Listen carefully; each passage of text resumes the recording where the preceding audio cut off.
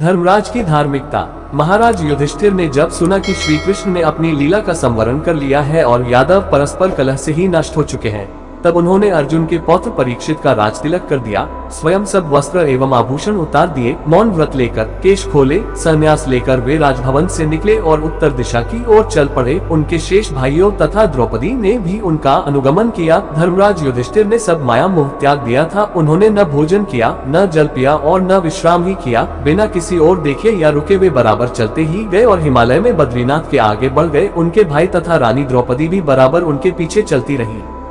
सतपथ पार हुआ और स्वर्गारोहण की दिव्य भूमि आई। द्रौपदी, नकुल, सहदेव, अर्जुन ये क्रम से गिरने लगे। जो गिरता था वह वहीं रह जाता था। उस हिम प्रदेश में गिरकर फिर उठने की चर्चा ही व्यर्थ है। शरीर तो तत्काल हिम समाधि पा जाता है। उस पावन प्रदेश में प्राण त्यागने वाले को स्वर्ग की प्राप्ति से भला कौन रोक सकता है। युधिष्ठिर न रुकते थे और न गिरते हुए भाइयों की ओर देख ही रहे थे। वे रागद्वेष से परे हो चुके थे। अंत में भीमसेन भी गिर गए।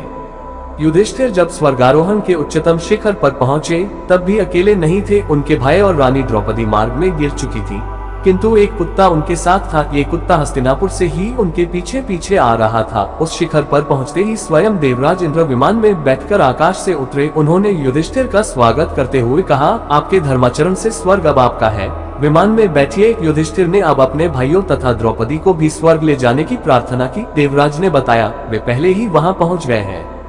युधिष्ठिर ने दूसरी प्रार्थना की, इस कुत्ते को भी विमान में बैठा ले। इंद्र बोले, आप धर्मज्ञ होकर ऐसी बात क्यों करते हैं? स्वर्ग में कुत्ते का प्रवेश कैसे हो सकता है? यह अपवित्र प्राणी मुझे देख सका, यही बहुत है।